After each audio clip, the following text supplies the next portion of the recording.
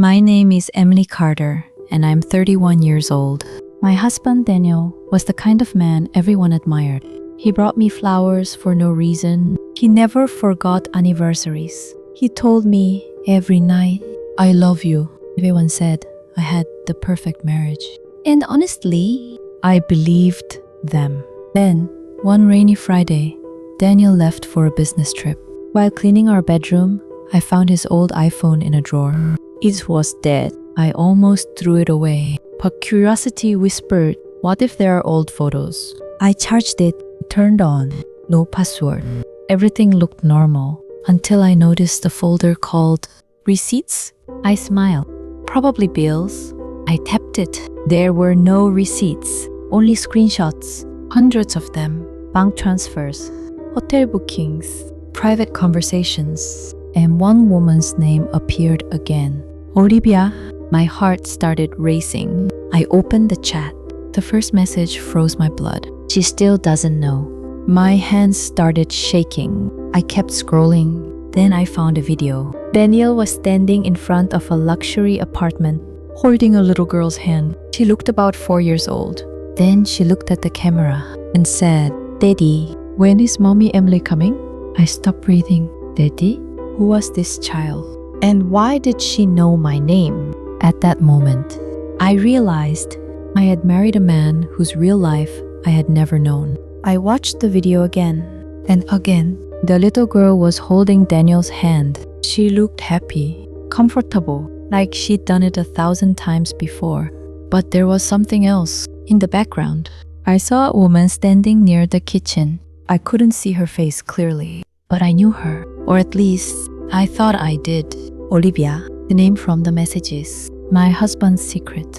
My first thought was simple. Daniel was cheating on me. But then I noticed something that made no sense. The apartment in the video wasn't some random hotel.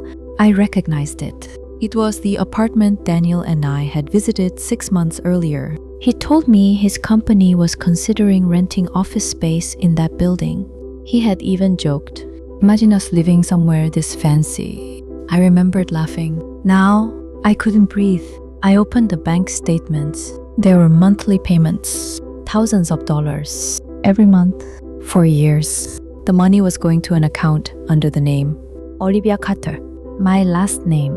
My heart stopped. Why would she have my last name? I searched the internet, and that's when I found her. Olivia Carter, same city, same age, and one photograph. A woman standing beside a little girl. The little girl from the video. I zoomed in, and suddenly, I noticed something. The girl had Daniel's eyes. I felt sick. I called Daniel. He answered immediately. "Hey, sweetheart." I almost screamed. Instead, I asked, "Who is Olivia?" Silence, not confusion, not surprise. Silence. That was when I knew. He knew exactly who I was talking about. "Emily, who is she?" Another pause. Then he said, "We need to talk when I get home." I hung up. I expected anger. I expected betrayal. I expected an affair. But I wasn't prepared for what happened next. At alas 2:17 ng umaga, someone knocked on my front door. I looked through the security camera. It was Olivia. And she wasn't alone. A little girl was standing beside her. Olivia looked directly into the camera. Then she held up a photograph of me. And underneath it, someone had written 4 words. "You deserve to know." I didn't open the door. I just stood there, staring at the security monitor. Olivia knocked again. "Emily, please." Her voice was shaking. "I know you don't trust me." I almost laughed. "Trust her?" She was standing outside my house at 2 in the morning with the child who might be my husband's daughter. I called the police, but before they arrived, Olivia slipped the photograph under the door. Then she walked away. I picked it up. It was old, very old. It showed Daniel, but he looked different, younger, maybe 23, standing beside a woman. And that woman was me. I stared at the picture. I had never seen it before. Then I turned it over. There was a date, August 17th, 2016. I immediately knew something was wrong because I met Daniel in the Lawang Libot Labinsyam. At least, that's what I thought. I called my best friend Sarah. Sarah, when did I first meet Daniel? She laughed. What kind of question is that? Just answer me. She went quiet. 2019. I looked at the photograph. Are you sure, Emily? Of course I'm sure. Then I noticed something. On the back of the photograph, there was a name, Emily Carter, my name. But beneath it, another name, Emily Morgan, my maiden name. I searched through old files, my college records, my social media, everything. Then I found something I had completely forgotten. An old newspaper article. 8 years earlier, a woman named Emily Morgan had been involved in a car accident. The article said She survived. but suffered severe memory loss. I stared at the photograph, then at the date, August 17th, 2016, the date of the accident. My hands went cold. I called Olivia. She answered immediately. Why do you have photographs of me? Her voice broke. Because you were my sister. I couldn't speak. What? Emily, you weren't an only child. I dropped the phone. My entire life, my childhood, my family, everything I remembered suddenly felt like a lie. But then Olivia said something that terrified me. Daniel didn't meet you in 2019. I whispered. Then, when did he meet me? She answered. Before your accident. And then she said the words that destroyed everything I thought I knew. Daniel was your fiancé. I didn't sleep that night. I sat on the bedroom floor, surrounded by photographs. My photographs. My life. My memories. But none of them made sense anymore. The next morning, I drove to Olivia's apartment. The little girl opened the door. She looked at me. Then she smiled. Your Aunt Emily. I froze. Ain't? I looked at Olivia. Tell me everything. She finally did. 8 years ago, before my accident, I was engaged to Daniel. We were planning our wedding, and Olivia was my younger sister. Then came the accident. I survived, but I lost years of memories. My family was told I needed a fresh start, and that's when Daniel disappeared.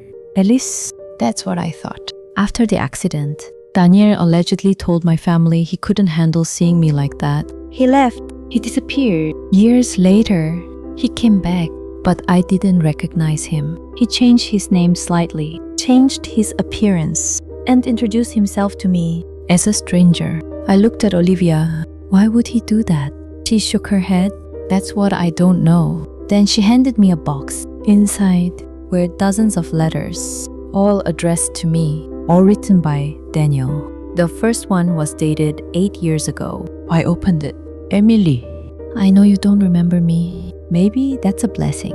Because if you remembered what happened that night, you would never forgive me. I stopped reading. What happened that night? Olivia looked terrified.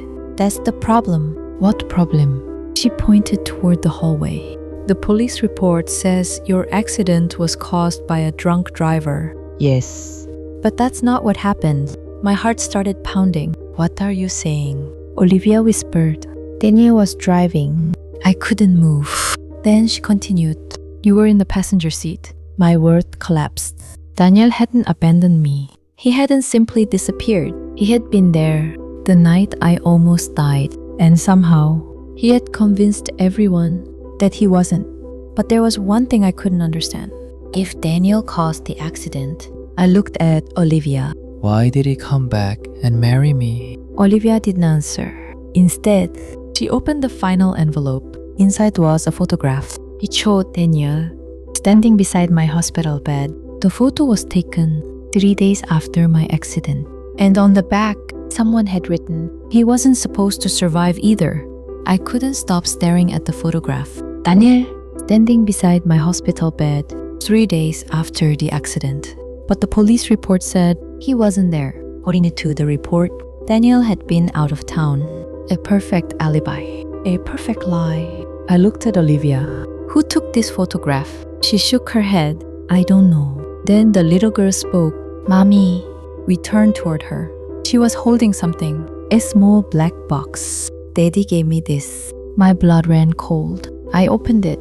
Inside was a USB drive. There was only one file. A video. I pressed play. Daniel appeared on the screen. He looked directly into the camera. And for the first time, I saw fear in his eyes. Emily.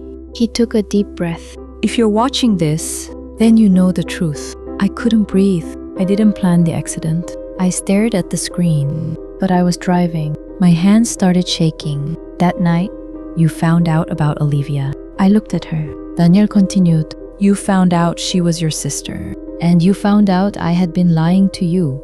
Then he said something I never expected. But Olivia isn't my daughter. I froze. The little girl wasn't his? Daniel continued. She's yours. I looked at Olivia. She started crying. And suddenly, everything made sense. Olivia was my sister. She was my daughter. The child in the video was my daughter. My own daughter? A daughter I had forgotten existed 8 years ago. Before my accident, I had discovered the truth. My parents had hidden something from me. I had been adopted. And Olivia was my biological mother.